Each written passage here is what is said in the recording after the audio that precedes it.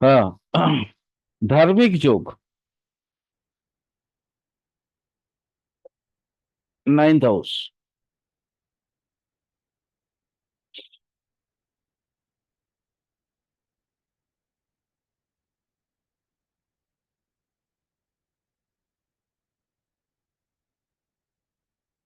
मान लो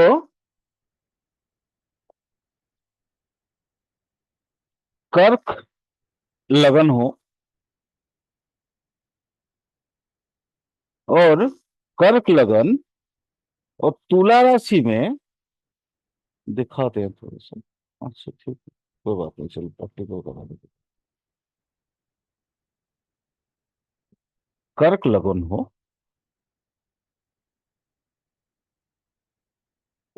ये कौन सा सूत्र है? ये नया सूत्र है, ठीक है। धार्मिक का नया सूत्र, जो कंटिन्यू कर रहे थे वो तो मैंने कंप्लीट कर दिए।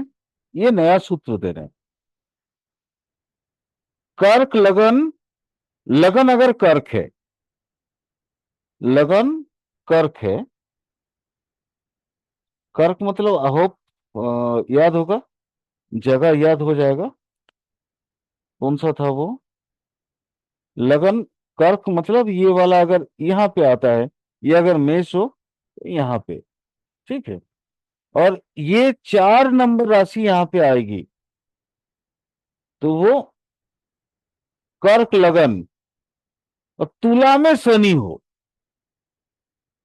यानी कर्क, कर्क के बाद सिंह दूसरा हाउस होगा, कन्या तीसरा हाउस होगा, और तुला चौथा हाउस होगा। थोड़ा समझ लेना, कोई कंफ्यूज हो, कोई डाउट हो तो बताना। मैंने बोला लगन अगर कर्क हो और उस कुंडली में तुला में अगर शनि हो,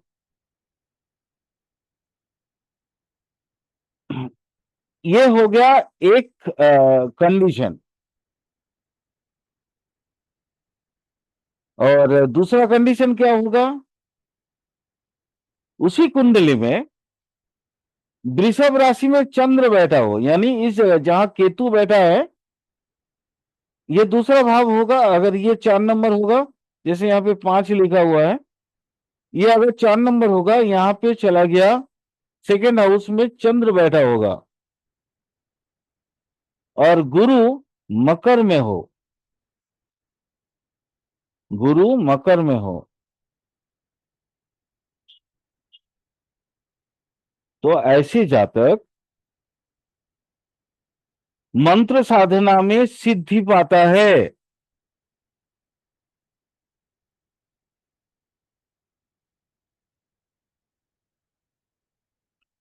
थोड़ा और बता दूं, इसमें जो गुरु है ना, वो नीच भंग राजयोग कारक ग्रह हो जाता है।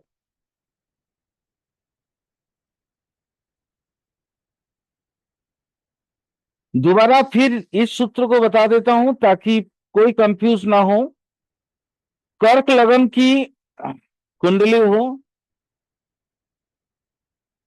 और तुला में शनि हो, वृषभ में चंद्रमा हो, और गुरु चला गया मकर में, तो ऐसे जातक मंत्र साधना में, मतलब एकदम अपनी अभीष्ट जो सिद्धि है वो पा लेता है, और अंत में इसको मोक्ष मिलता है।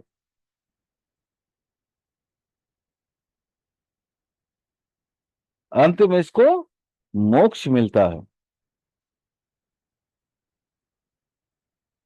मैंने टर्म्स एंड कंडीशन करके मैंने एक अपनी बात रखा। एक्चुअली ऐसे में राजभंग, नीच राजभंग योग बनाता है गुरु।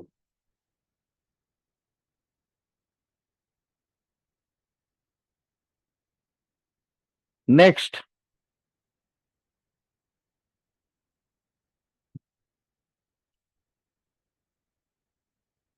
चर राशि का प्रथम नवांश, चर राशि यहां मानो चर राशि हो, मेष हो, उसका जो प्रथम नवा खंड आएगा नवांश में, यहां पे आएगा। ठीक है, तो कारशा दिख रहा है ना?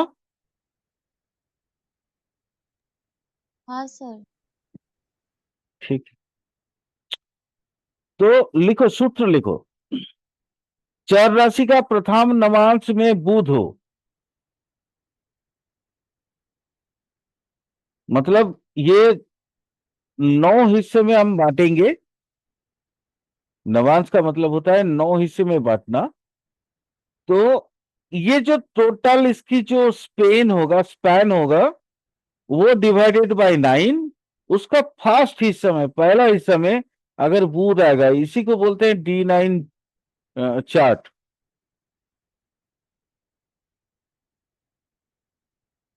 तो चर राशि का प्रथम नवांश में अगर बुध होगा और उसका नवमेश D1 में, नवमेश देखेंगे यहां से, ये जैसे यहाँ नवमेश मंगल है, खुद बैठा है, बलवान है, नवमेश बलवान है। सूत्र में भी वही लिखना है आपको।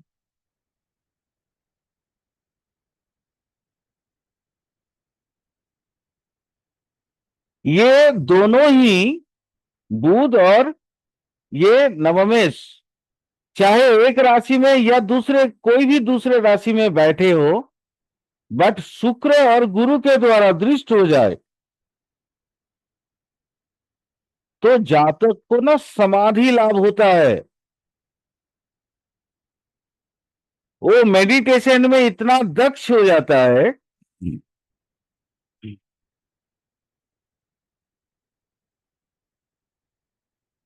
कि समाधि उनको इजीली प्राप्त होता है। हम जैसे को तो कई कई साल तक इंतजार करना पड़ा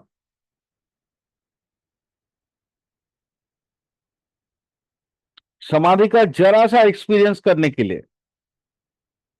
बट ऐसे जातक अगर 2-3 महीना प्रॉपरली मेडिटेशन करे तो उसको समाधि मिल जाएगा।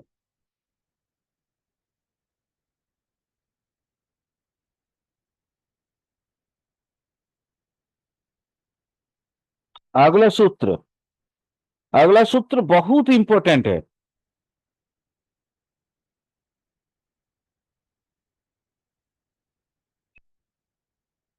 अच्छा, किसी भी कुंडली में कर्मपति किसको बोला जाता है? मनीषा जी, अरे आज अभी तो कुछ मुंह खोलिए, अभी तो कुछ बोलिए मैम।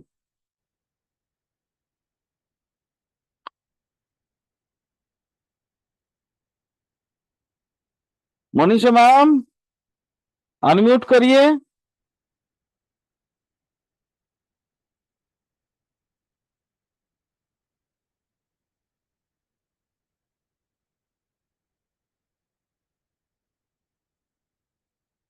कोई बात नहीं, शायद वो बिजी हैं।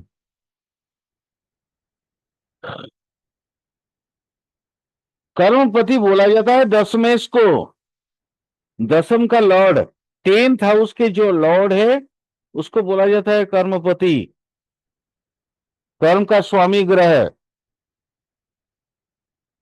कर्म का स्वामी ग्रह। तो मेरा सूत्र यही है कि कर्म का स्वामी ग्रह या दशमेश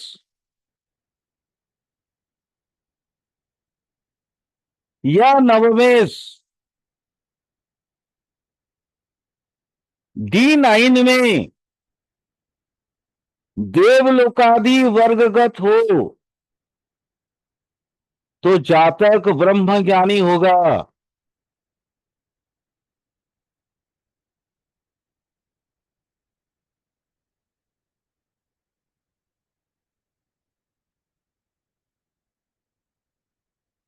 अगला सूत्र,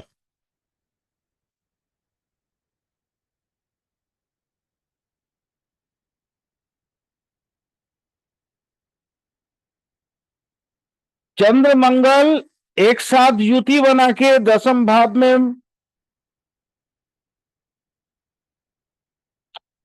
चंद्र मंगल एक साथ युति बना के दसम भाव में, साथ ही सूर्य अथवा राहु मीन राशि में हो तो जातक को मोक्ष मिलता है।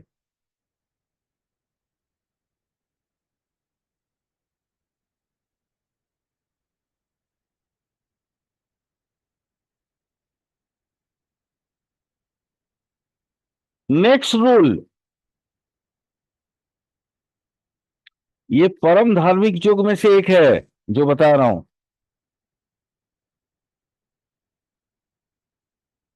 10th का लॉर्ड शुक्र के साथ युति बना के आइदर केंद्र में हो जाए, या तो केंद्र में हो जाए या तो उच्चस्थ हो जाए।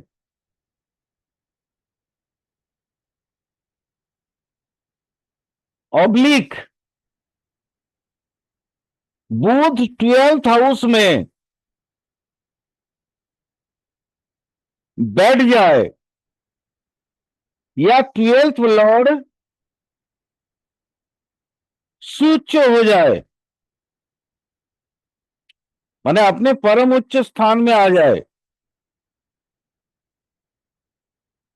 ऑब्लिक यानी अथवा, फिर ये तीन रूल इकट्ठे दे रहे हैं। अथवा पूर्ण चंद्र दसम भाव में बैठ जाए, तो ऐसे जातक अपने जीवन में इतना पुण्य संचय करता है कि इसके मुंह में बोला जाता है सरस्वती विराज करते हैं।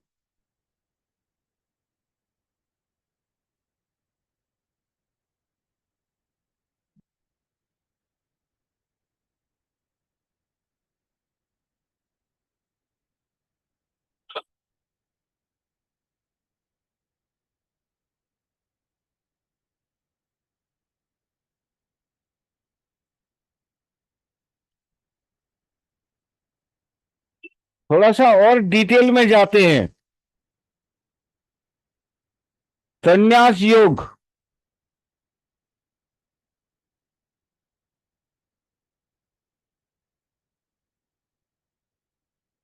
सन्यासी कितने प्रकार के होते हैं, ये क्वेश्चन है। सन्यासी कितने प्रकार के होते हैं?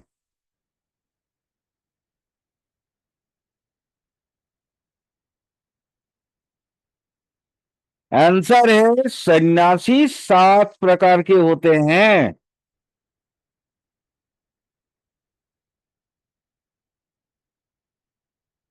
सन्यासी 7 प्रकार प्रकार के होते हैं, 7 टाइप्स। पहला शाक्य, स्पेलिंग शाक्य, स्पेलिंग दिखा दे रहा हूं ताकि गलती ना हो। पहला होता है शाक्य,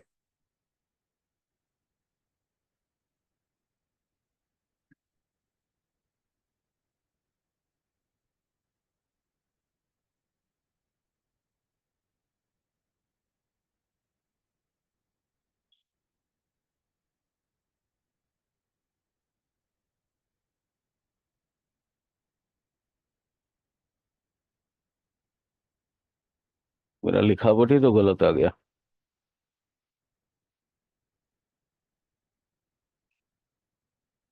फिर से दोबारा ट्राई करते हैं। सर लिख ली हूँ। शाक्य, हम्म। ठीक है। शाक्य, ये हो गया पहला संप्रदाय। शाक्य का मतलब होता है कि जो लाल रंग का जो वस्त्र पहनते हैं, ये लोग लाल कलर का, रेड कलर का, लाल रंग का वस्त्र पहनते हैं। ये जेनरली होते हैं, बौद्ध। ठीक है, जेनरली बौद्ध।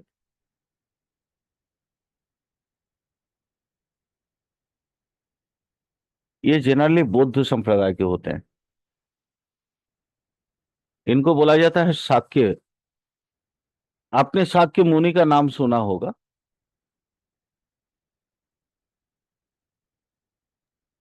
ये हो गया पहला संप्रदाय।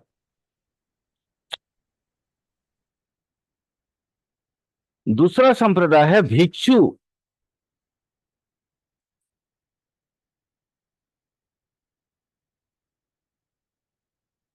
भिक्षु सन्यासी होते हैं वो लोग जो संसार को त्याग करके अपने भिक्षा के माध्यम से जीवन का जो जरूरत है वो पूरा करते हैं।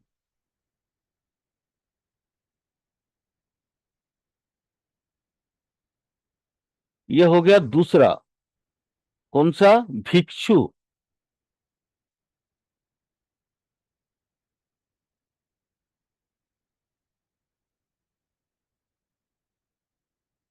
भिक्षु। ठीक है।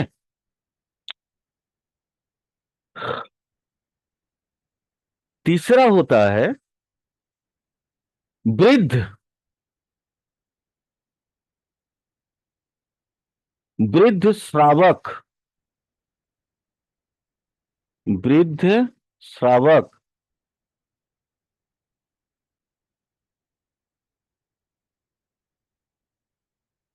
वृद्ध श्रावक।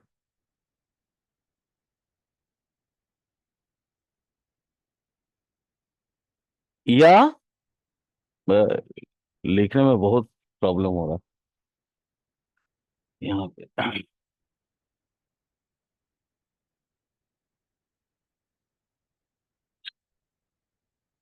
वृद्ध श्रावक, या नॉर्मली हम इनको जानते हैं कापालिक के नाम से।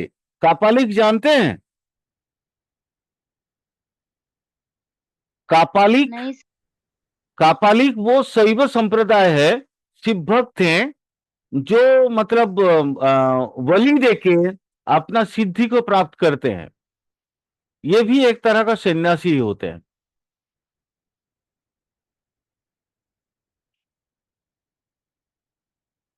ये बाद में इनकी जो क्या बोलते हैं उसका, जो तौर तरीका है वो बदल के अघोर हो गया।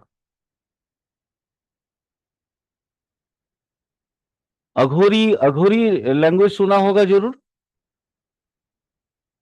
हाँ। 4 नंबर, चरक या चक्रधर बोलते हैं उसको।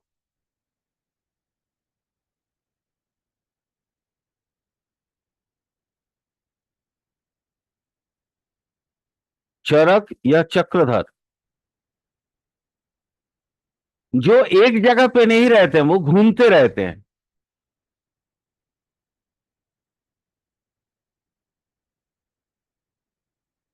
कितना नंबर हो गया? 4। 5 नंबर लिखो। निर्ग्रस्त या नगा सन्यासी। नंगा सन्यासी, नागा सन्यासी बोलते हैं आजकल। निर्ग्रस्त, नग्न। इनके शरीर पे कोई कपड़ा नहीं होता। भाई चाहे ठंडा हो, बरसात हो, गर्मी हो, इनके शरीर पे कोई वस्त्र नहीं होता। इसको बोलते हैं, इनको बोले बोले जाते हैं निर्ग्रस्त। आजकल के समय में बोला जाता है नागा सन्यासी।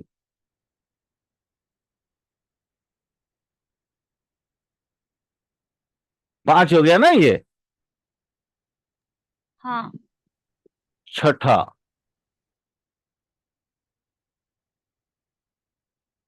छठा याद होगा, आप लोगों ने हिस्ट्री में पढ़ा होगा, एक तरह के सन्यासी जो वानप्रस्थ में जाते हैं, सुना होगा ना। हमारे गृह 4 आश्रम होते थे। गुरु गृह में ब्रह्मचारी, उसके बाद युवावस्था में गार्हस्थ, है ना, अपने परिवार के हम्म। साथ वंश उत्पादन करना। उसके बाद हम्म। वानप्रस्थ होता था। ये भी एक सन्यासी है जिनको बोला जाता है बन्यासन। इनका काम घर संसार छोड़ के वो फल मूल में अपना आजीविका, मतलब फल फूल मूल खा के अपना पेट भरने वाले।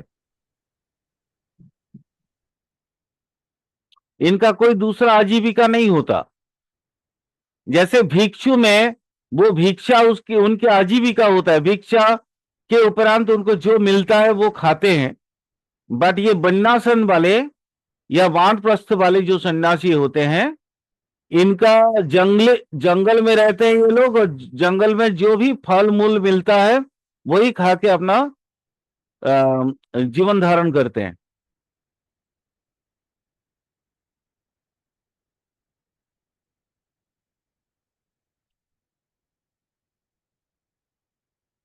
और सबसे कठिन जो सन्यास धर्म होता है उसको बोलते हैं आजीविक। 7 नंबर,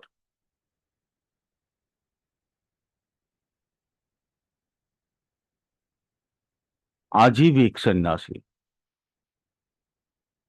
जगत के मंगल के लिए ये लोग हमेशा कर्मरत होते हैं, बट सन्यासी होते हैं। इनका जीवन में कोई भी चीज इनको मतलब आकर्षित अपनी ओर नहीं कर पाता। अब मैं थोड़ा बता देता हूं कौन कौन से ग्रह की वजह से ये 7 प्रकार के संन्यास लोग लेते हैं। पहला लिख लो। पहला मैंने क्या बोला था, याद होगा। पहला क्या साक्य। बोला था, शाक्य। शाक्य मतलब अगर मंगल बलवान होते हैं तो शाक्य संन्यास होता है। संन्यास योग में अगर मंगल बलवान हो जाएंगे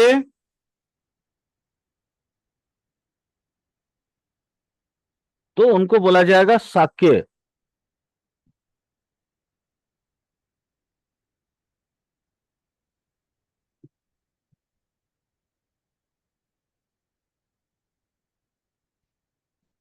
अच्छा, आ, आप लोगों को कोई कॉन्फ्यूज संन्यास योग का मैंने कई बार बताया, तो संन्यास योग का कोई कंफ्यूजन तो नहीं है ना। नहीं संन्यास योग सर। का अगर कोई कंफ्यूजन है तो फिर भी मैं एक बार दोबारा बता देता हूं, इसको लिख लो। संन्यास योग, अगर कुंडली में 4 या उससे अधिक ग्रह बलवान हो,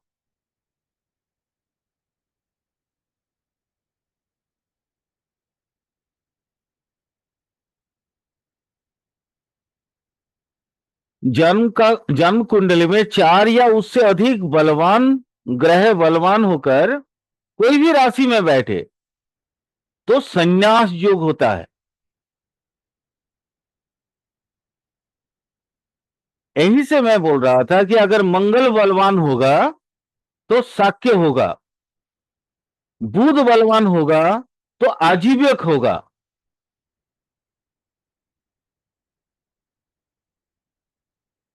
बुध अगर बलवान होगा तो आजीवक होगा, गुरु होगा बलवान तो भिक्षु होंगे,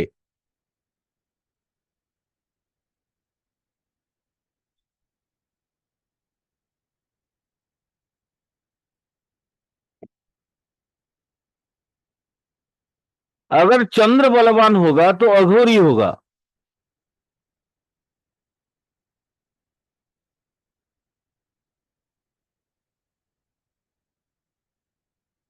शुक्र बलवान होगा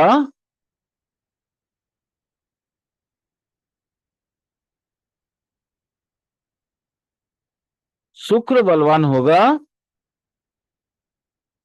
तो चरक होगा, चरक संन्यास।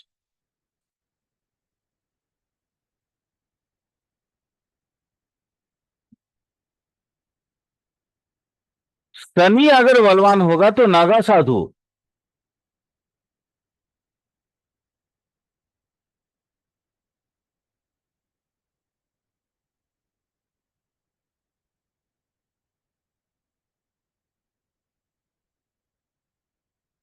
और क्या बच गया,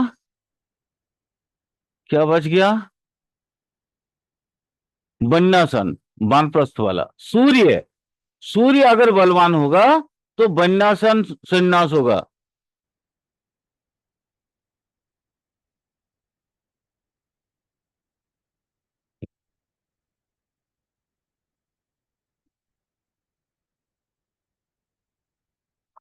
अब मान लो कि आपके माने किसी के कुंडली में यह संन्यास योग है, लेकिन कोई एक ग्रह दूसरे ग्रह से पराजित है, पराजित ग्रह है, तो संन्यास तो होगा, फिर बाद में वो गृह में आ जाएगा। लिख लो, लिख लो, बड़ा इंपॉर्टेंट माने मजेदार सूत्र है ये सब।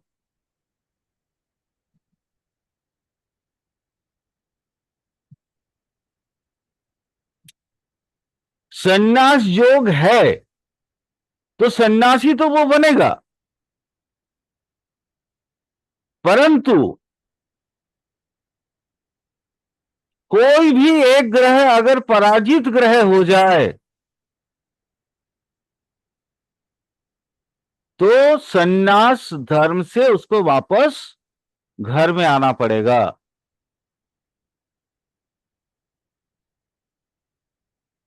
और ये मुझसे ज्यादा कोई नहीं जानता है, पराजित ग्रह क्या कर सकते हैं।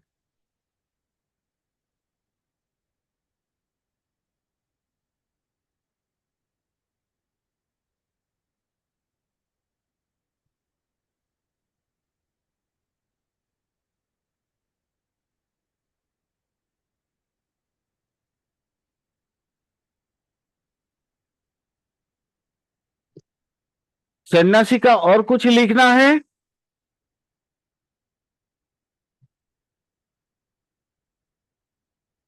और कोई इंटरेस्ट है सन्यासी संबंध?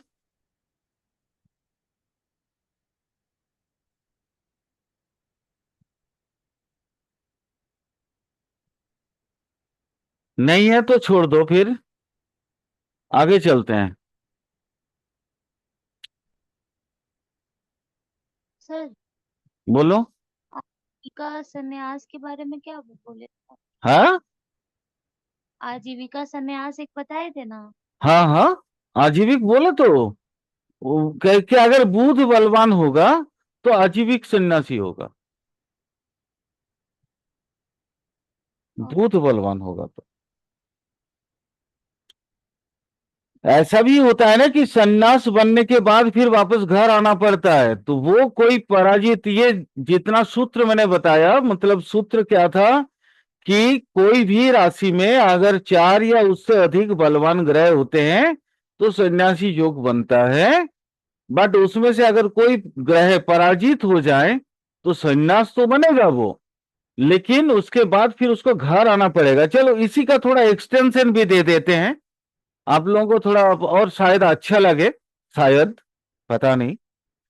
अगर मान लो कोई भी ग्रह अगर अस्तमित हो गया, माने इन्हीं ग्रह में से बलवान ग्रह सब है, बट वो अस्त चला गया है, मतलब सूर्य के नजदीक हो गया, तो ऐसे जातक जो है ना वो दीक्षित सन्यासी नहीं बन पाता है, वो एक संप्रदाय में आ जाता है, सांप्रदायिक सन्यासी बनता है, एक सांप्रदायिक सन्यासी बन जाता है।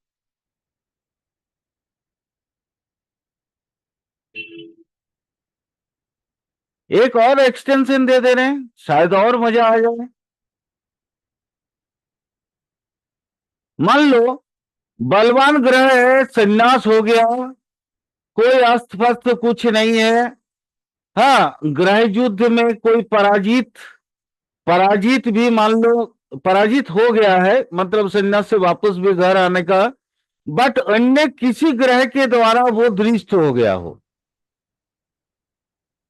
तो ऐसी अवस्था में जातक का दीक्षा नहीं हो पाता है,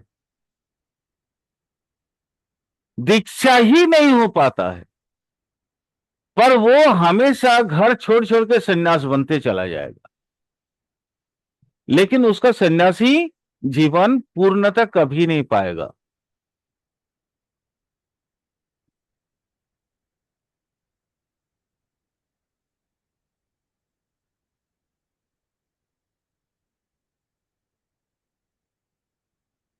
चलो कुछ और सूत्र देते हैं, सन्यास और किस किस अवस्था में ले सकता है, लिखो।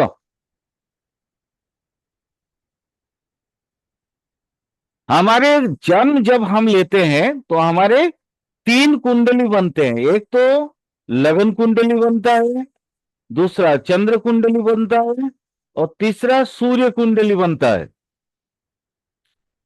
तो राशि मतलब चंद्र जहां पे होते हैं उसको बोलते हैं जन्म राशि। तो जन्म राशि मतलब चंद्र जिस जगह पे जिस भाव में होगा, जैसे यहां पे इस कुंडली में अगर देखा जाए, इस कुंडली में देखो, इस कुंडली में कर्सर दिख रहा है, ये राशि हाँ। कौन सा है, ये देखो, ये राशि हो गया मून, कहां पे बैठा है, मेष में, मेष में, तो इसको बोलेंगे जन्म राशि। अब ये जन्म राशि मून मेष में है, तो जन्म राशि के स्वामी ग्रह कौन हो गए, मंगल, जो कि इसी राशि में ही बैठे हैं, है ना। अब यहां देखो, ये जो सूत्र बताने जा रहा हूं, ये सूत्र यहां पे बहुत हद तक आपको समझने में मदद करेगा कि जन्म राशि में चंद्र के साथ अगर राशि स्वामी एक साथ जुति बनाकर बैठ जाए, यहां पे देखो बैठा हुआ है नाइन्थ हाउस में, जुति बनाकर बैठा हुआ है, और शनि को अगर पूरा दृष्टि दे, शनि को पूर्ण दृष्टि से देखे, और वो शनि अगर और कोई भी ग्रह के द्वारा दृष्ट ना हो, यानी उस शनि को, जैसे यहां देखो शनि है, यहां पे तो पूर्ण दृष्टि दिया नहीं है किसी ने, मंगल का तीन दृष्टि है ना, तो दसम में तो, दसम में है यहां, देखो यहां है ना, मनीषा जी,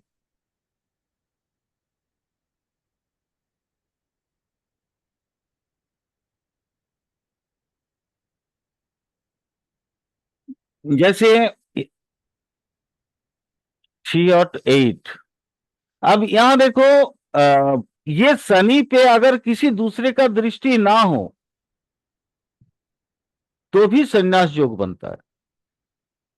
दोबारा बताता हूं, राशि का स्वामी ग्रह चंद्र के साथ इकट्ठे हो और शनि को पूर्ण दृष्टि से देखे, इनमें से कोई एक, चाहे वो राशि स्वामी देखे या चंद्र देखे, और शनि और किसी भी ग्रह के द्वारा दृष्ट ना हो, किसी भी ग्रह के द्वारा दृष्ट ना हो, और ये शनि वापस इसी ग्रह को दृष्टि कर दे, तो जातक संन्यास लेता है, फिर वहां उस वक्त में वो वापस नहीं आएगा।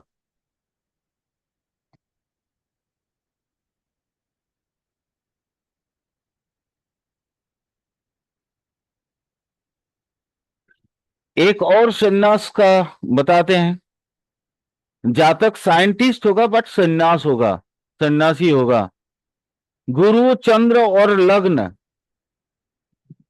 गुरु चंद्र और लग्न,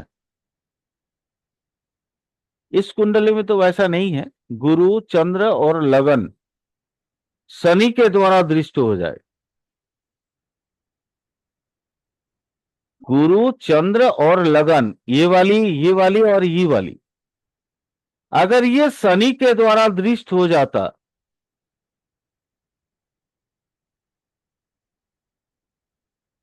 और यहाँ चूंकि गुरु है ही नहीं नवम में, और सूत्र में ये कहा है कि वो गुरु अगर नवम में हो और ऐसे जातक का कोई भी एक राजयोग हो जाए, कोई भी राजयोग, एक स्वाइजेट कोई भी राजयोग, तो ऐसे जातक सन्यासी होगा, बट लेबोरेटरी में होगा। वो जीवन से दूर, त्यागी, त्याग करके घर संसार से दूर रह के सिर्फ और सिर्फ साइंस की सेवा करेगा। ये भी एक तरह का सन्यासी है।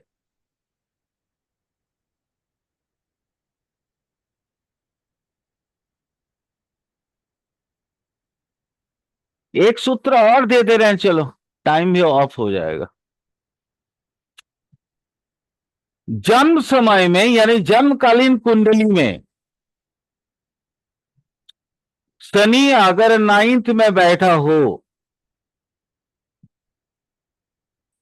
और कोई भी ग्रह के द्वारा वो दृष्ट ना हो, यानी शनि 9th हाउस में बैठा है और उसको कोई भी ग्रह देख नहीं रहा हो, और जातक का अगर एक भी राजयोग कुंडली में हो, तो जातक राजर्षि बनता है। सुख सुविधा के अंदर रहेगा, बट रहेगा सन्यासी की तरह।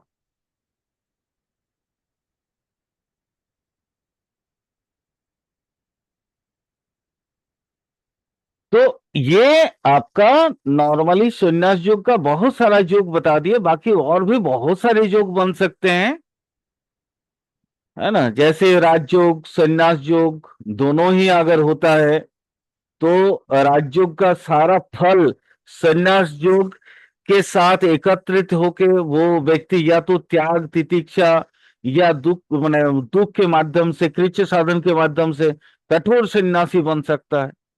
ये भी होता है।